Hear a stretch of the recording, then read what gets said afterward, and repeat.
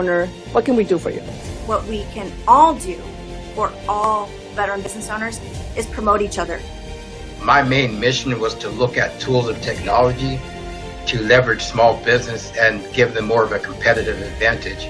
My mission for Veteran Bargains is very simple: to help vets. That story in itself, to run for Vista City Council, is a journey. I think this is an opportunity to really collaborate with those gone before us. It's really kind of a labor of love. And now your host. Happy Friday. Welcome once again to this new episode of the Veterans Chamber radio show. I'm your host, Shelley Harrison. At the end of the show, we have our producer, Michael Woods, our founder and CEO, Joseph Molina, who's not with us today, and monitoring our chat probably will be Michael Woods and Laura, who are behind the scenes.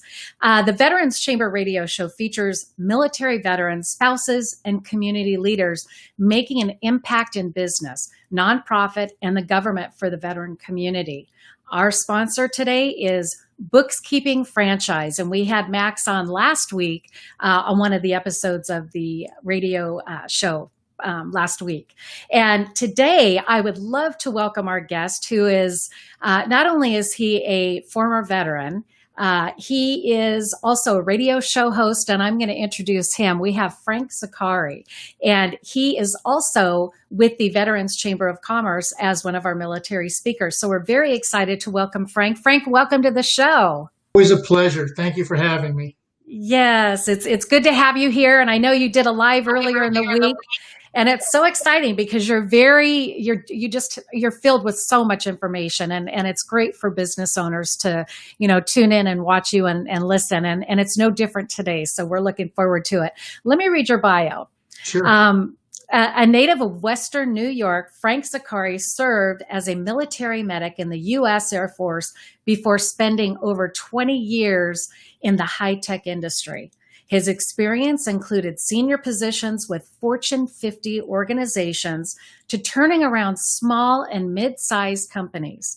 His path has helped him learn a great deal about business, finance, organizational development, people, and success.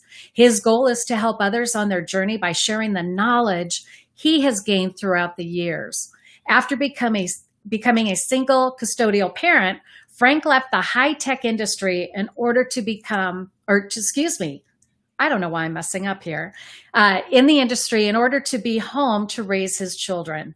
He created and managed and sold one of the most profitable insurance agencies in Northern California.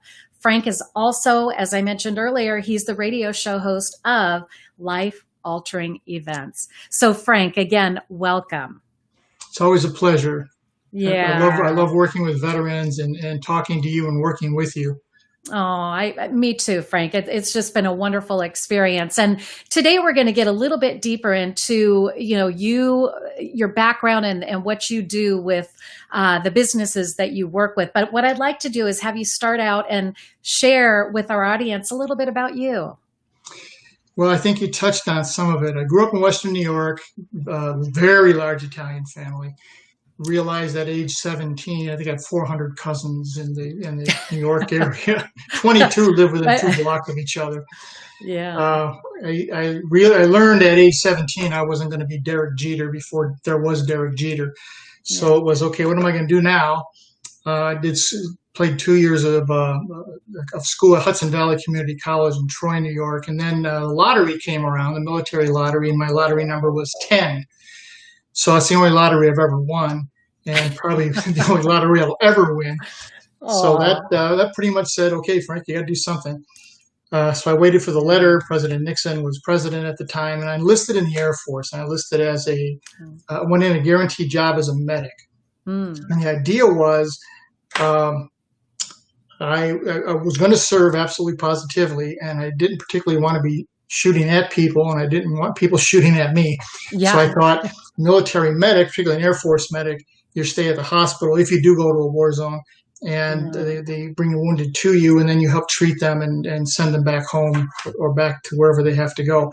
So it was a real enlightening experience as a 19-year-old, seeing everything that you see as a military medic. And Oh, it yeah. gives you a different insight on life, because when you're 18, 19, 20, you think you're invincible and nothing can ever happen to you and you're going to live forever. Mm-hmm. And then you all of a sudden find that these life-altering events happen like that to people, and it's through no fault of their own. It just happens. Wow. And when I was discharged from the service, I said, I'm not going to become a victim. That was my mantra at that point. And I said, I'm going to do whatever it takes, be this hard charging type A type personality. And I got into high tech for 20 plus years. And a lot of it was right time, right place, and things went really, really well. I loved it. I absolutely loved what I was doing. I used to hire a lot of veterans in the tech sector for a couple of reasons. The first reason is they're dependable. You know they're going to show up. They understand what responsibility is, and they're not going to leave you high and dry. Absolutely, positively. That's so true. Yeah.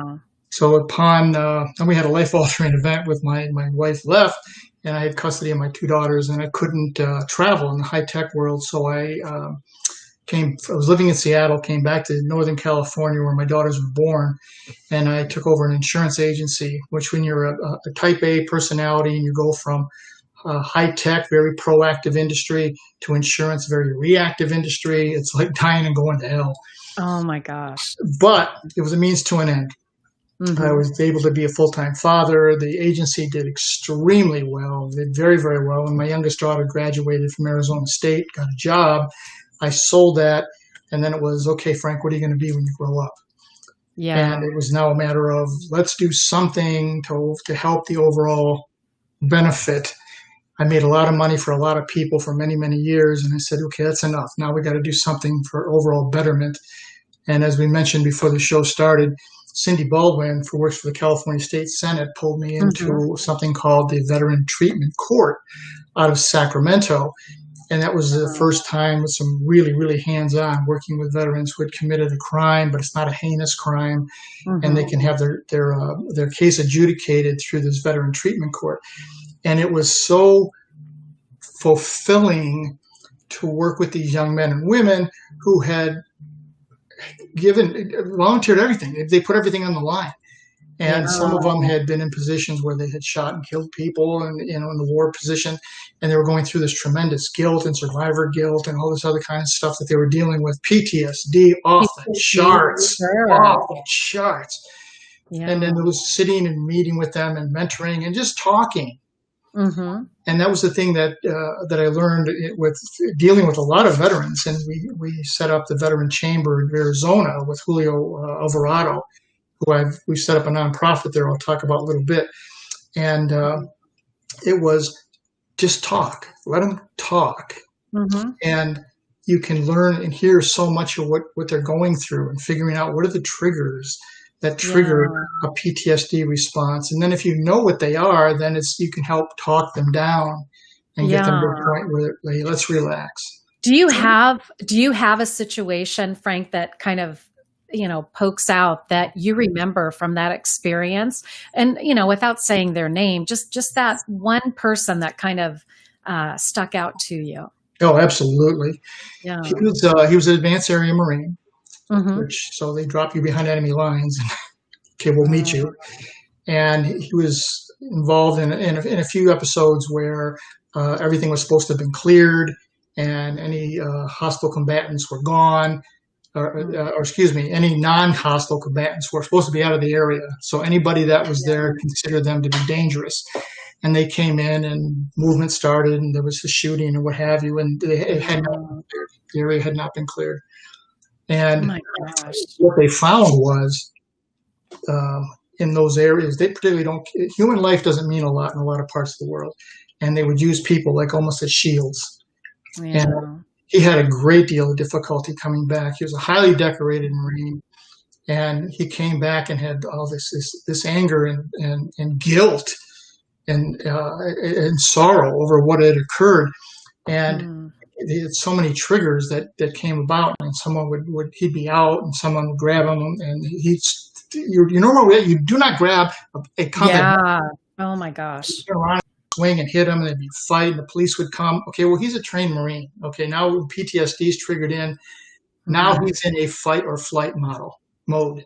and he's beating the snot out of my police gosh. officers.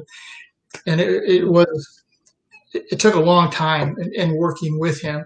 And a lot of this anger would bubble up, and a lot of what we would talk about is I'd say to him, look, you have two options. You have A, go through this program, veteran treatment court, get done, your charges are expunged like they never happened, you go on with your life. That's A. B, continue to be stubborn and go to prison for 5 years. Yeah. Okay. And people that would know the backstory, it would make sense, like those triggers, like you mentioned.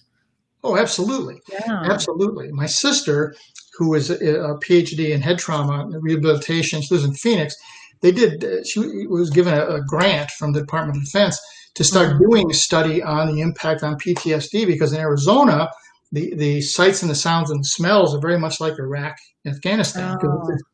It's desert. Yeah. And the issue with the Iraq-Afghanistan thing is that a lot of people who went weren't just trained soldiers and Marines. They were like a hygienist on Thursday, and their National Guard got called up, and now they're overseas into this terrible situation. And so as people would be coming, and the veteran would be driving, and maybe they were speeding, or maybe they had a drink or whatever, and the police would pull them over, and now there's lights flashing. Once again, don't flash lights with a combat veteran. That's a trigger. That is definitely a trigger.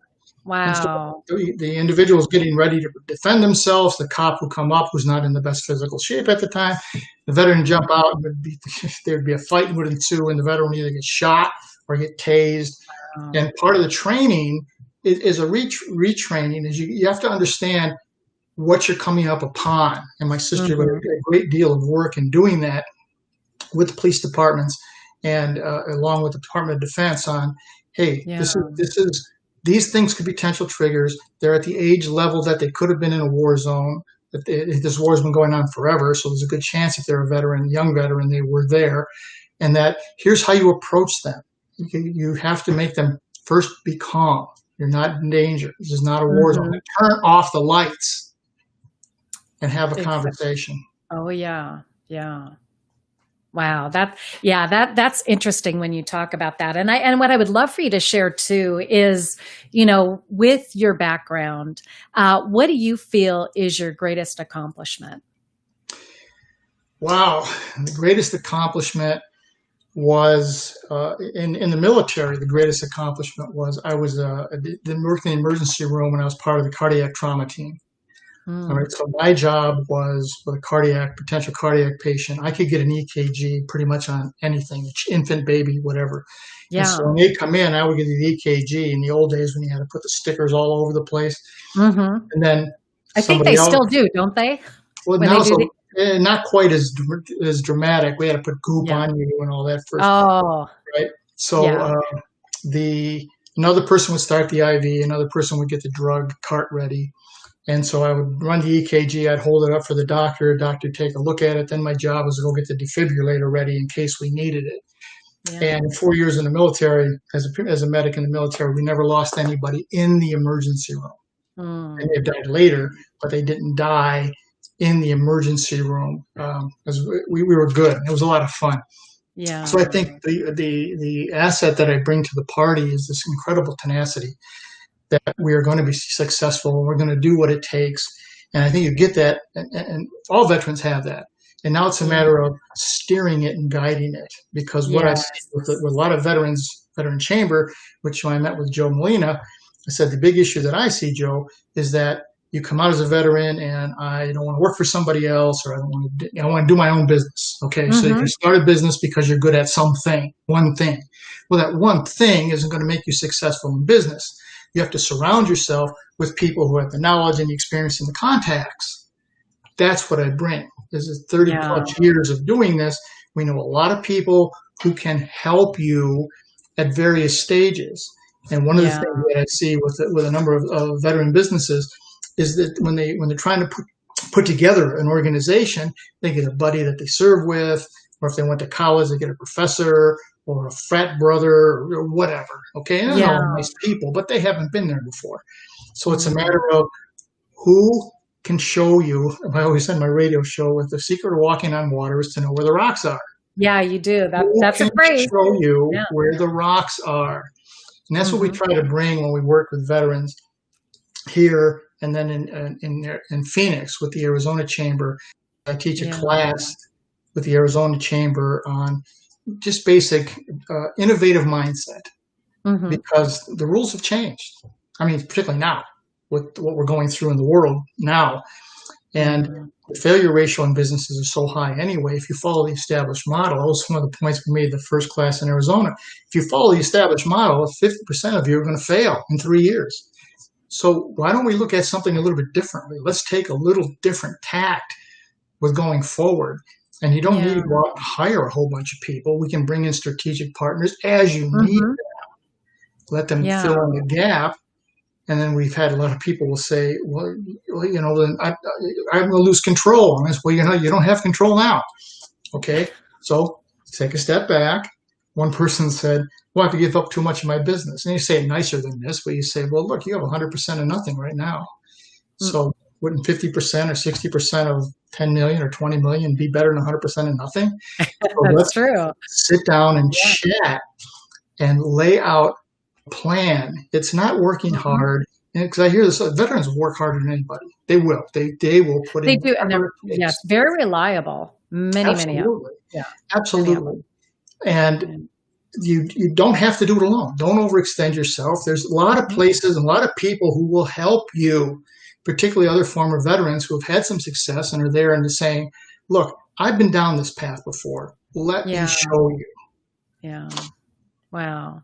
So, Frank, with your company, I know that, you have your radio show. We'll talk a little bit about that a little bit later.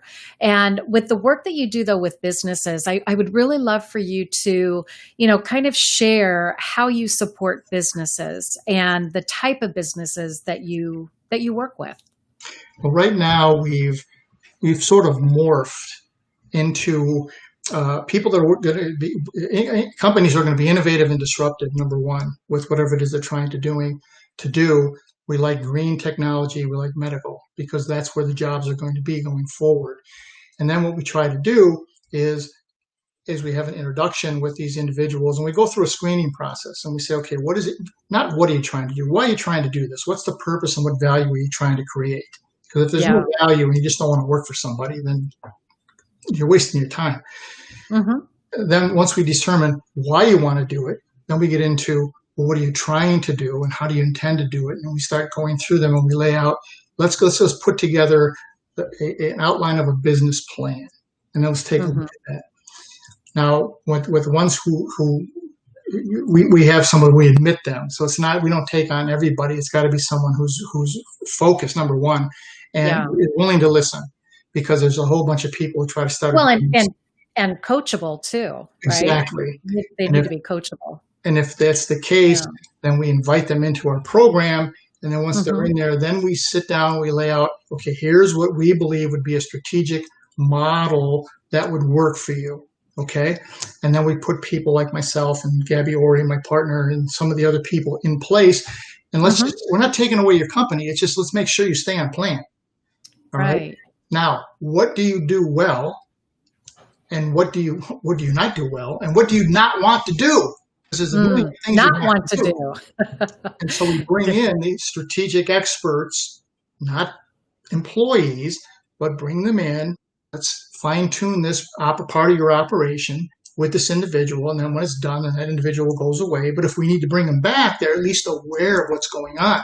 The biggest sin that I see is people that they go through what I call pitch deck hell. They put together their pitch deck and they go out and they'll pitch it to anybody who can rub two nickels together. Okay. And then this guy doesn't. Or fog a mirror. Yeah, exactly. Exactly. And they'll say, this guy doesn't like that part of your slide. This guy doesn't like this part. So you're always tuning and constantly. And then you meet with these people and they might give you some money and they might not. Okay. Yeah. But then most of the entrepreneurs, and I tell them this, if you need $10 million to get started, then say, I need $10 million. Don't say, well, I need $150,000 to get from A to B, because you're going to get past B in like 3 months. Now what? Now you got to go back for more money. Now you got to go pitch deck hell all over again with a new set of people. And then you may want to change direction. So if you get strategic partners, number one, people who can come in and help you, and relational capital, somebody who comes in with the capital and then says, I understand what you're doing. And in the example I gave, the $10 million, I'm not going to give you the $10 million on day one. Let's lay out milestones. And as you hit these milestones, more money gets released. All right. Now you don't have to go back and try to do the pitch deck hell because the person already knows you. Right. And that's a good point too, because I think a lot of businesses, they shoot too low and they don't realize that, that long term or even that 50,000 foot level. I know my executive business advisor always tells me to look at that 50,000 foot level. And I think, having that bigger picture of, what could potentially be, a year, 2 years out, where you're going to need different resources as your business grows and expands. Absolutely. Yeah. Absolutely. Yeah, we're going to do a quick recap, Frank. Right now, let's do a recap, and you're listening to the Veterans Chamber Radio Show, and we have our guest with us today, Frank Zaccari, and we'd love to thank him for his service in the military. He's a former veteran, and he's also a facilitator, professional problem solver, radio show host, author, and a speaker. And we're happy that he's part of our military speakers program through the Veterans Chamber of Commerce as well. So if anybody's looking for a business speaker, we have Frank, and we'd love to talk with you. We also want to thank our sponsors. We have Max Emma with Books Keeping Franchise. He was with us last week on the Veterans Radio Show. And also we have behind the scenes, I really want to give a shout out to Michael Woods and Laura Torres, because they're the two that are orchestrating behind the scenes so that we can keep this show, running smoothly and bringing on fantastic guests. So we're going to go back to Frank. Frank, I'm just going to ask you a few more questions, and then we'll kind of tie this up and keep going. Sure. So as far as the common thread that you see within businesses, especially right now, what are you seeing from, the companies and the business owners that you're talking with? What is that common thread that they're struggling with right now? Right now, it's fear. They don't know what's happening. They don't know what's going to happen. And we're seeing two basic approaches. First is we're seeing there's paralysis. I don't know what to do. This is foreign to me. I'm pulling in all my resources. I'm hunkering down. And then we'll wait for this to end. Okay. Yeah. Not a good strategy. Not a good strategy. Then there are those who are looking at great opportunity comes from great adversity. And there's a great deal of great adversity right now. And so the ones who are willing to listen will say, all right, well, let's take a look at this. What are you currently doing? Let's look inwardly as to what would you like to have been doing better before all this occurred? Because you have 1,000 ideas in your head, you just never work on them or get to them because you're so busy on the day-to-day stuff. Right. So what else could we be doing? And how else could we be doing it better? And then you bring your employees into the mix because they're closer to your customers than you're ever going to be anyway.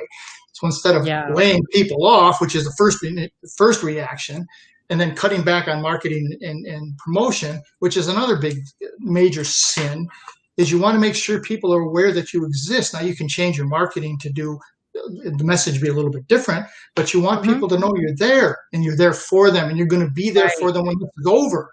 Because once it's over, everybody on the planet's going to be throwing their ads out there, right? And then then people get overwhelmed again. But you were there through the whole time. And they're going to remember. Yes, and the clients will remember that. When you look at a year from now, they're going to remember that you reached out to them, or whoever that employee of that company was that really made that kind of that impression with them. Exactly. Now's the time to reach out even to potential competitors who may not be able to survive any further. Your customers may not be your same customers. So the people who are hunkering in and saying, well, when it comes back, my customers will come back. They may not. They might. Yeah, you're right. They may not come back. They may have found another alternative.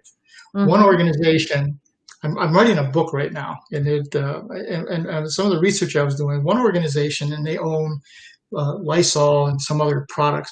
Well, when this all started, they increased their marketing budget, and they increased it at a higher level for their higher end products. Okay. And what they found was everybody's tanking and losing 10, 15, 20%, and they're making 14% profit because they didn't go away. You still need the product and the service. You still need it. All right. Yeah. Let's put it out there, but put it out there and we're here for you. We're going to be with you. We're going to get through this. Okay. Now, when it all comes back around, you think those people and they're going to go buy the other product again? They're not going to stay. They're going to stay with somebody who helped them through the trauma and the issue and was there, even doing little things. Yeah. When we owned an insurance agency, little things like in the insurance world, because I knew nothing about insurance when I took over the agency, and they said, you put your office here, 15-mile radius around, and customers call them, bring them in, sell insurance. And I said, well, it's not working. So we targeted better, and then we went to see them. We went to their homes. We went to their offices. We talked about their family. What are you trying to do? Where do you want your kids to go to school? That type of stuff. Yeah. And very little of the conversation was about insurance. Almost none was about insurance. Well, you're building a relationship. Yes, and then you work your way into what it is you have to offer. But when you're a business owner and you don't have a relationship, and you didn't have one prior to COVID, you're not going to build one now. So it's relationships is everything. Yeah. Start very early, building these relationships, going out and showing that you care about the individual more than you care about just the product. We would do things, send birthday cards. Well, everybody sends birthday cards, but their kid would be playing soccer, or I would go to the games, or have my staff go to the games, and we sit there and we'd watch and we'd support them. If I don't know how many sports teams I sponsored, but or how many Girl Scout cookies I bought. I would have boxes and boxes. But you create that I care about you as a human more than as a customer. Wow. Yeah. And that makes a big difference, because I think the more that you can understand from a personal perspective about someone, I think when you show personal interest, I think people appreciate that, because you're actually listening and you're engaged with whatever it is that, that they really would like you to, be a part of in their life or in their business. Going into fourth quarter, here we are, we're getting ready to go into the fourth quarter. What do you feel, Frank, as far as the vision, for fourth quarter? What do you think that looks like from an economic standpoint for business? It's going to continue to be very difficult for businesses. You're still laying groundwork. You're still doing things different. Let me give you an example. There's a restaurant here where I live in San Diego now. And when this was all occurring, restaurants got hit really, really hard. So you have to think different. The old Steve Jobs thing, think different. So they went out and they got a high-end restaurant. So there's no drive-through for fast food. So he goes out and he contacts the customers, because everybody paid with a credit card. You get their information, and they contacted him and said, hey, look, during this horrible time, on these days of this week, we are going to make this meal. If you would like to have this meal, notify us by whatever date, and we will have it transmitted or delivered to your house. The delivery will be at our expense. Okay. Very nice. Different approach going forward.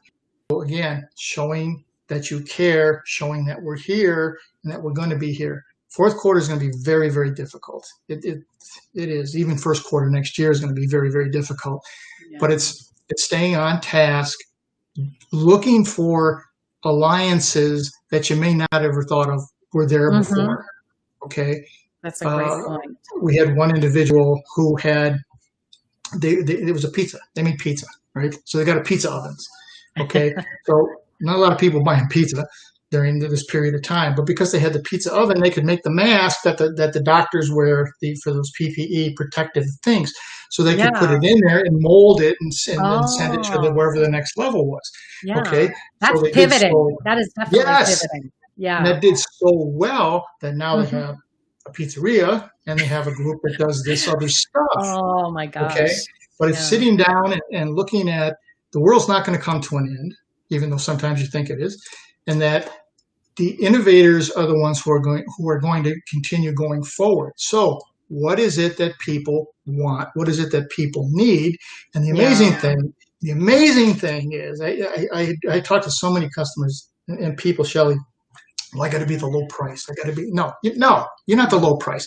No. You're the best price for the value, because Mhm. people will pay more for the For value, the value. That's right. providing you've built a relationship with them and they know who you Mhm. are and they trust you as an individual and as a company.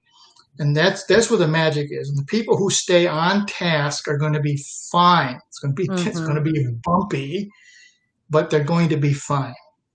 Yeah. No, and that's great advice, because I think a lot of businesses, some that have already pivoted very early on, like the pizzeria, where they're doing something completely different out of their wheelhouse, but they found an innovative way to stay in the game.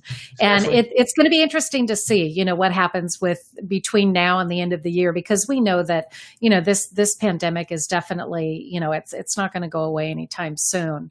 I would love to just, and we're going to be coming to an end pretty quick here, Frank, but I'd love to just kind of touch on your podcast show, Life Altering Events. I know that you've had some amazing guests. You have, thousands of downloads. Let's talk a little bit about your radio show. The radio show is called Life Altering Events. When I was first approached to do a radio show, I said no, because they said, I want you to do a business show. And I said, business shows are boring. I don't want to talk about return on investment. I don't want to do that. Yeah. But they kept calling me, and I said, look, I want to talk about life altering events. I want to talk about people or organizations who have been through some kind of trauma or an event that altered the trajectory of their life or their business. And then they had to deal with that. And they came out of that, and they came out of it, and they were different. Maybe there was a whole different lifestyle, but they came out different and better. And they find that their life now is better than it was before they went into this life altering event.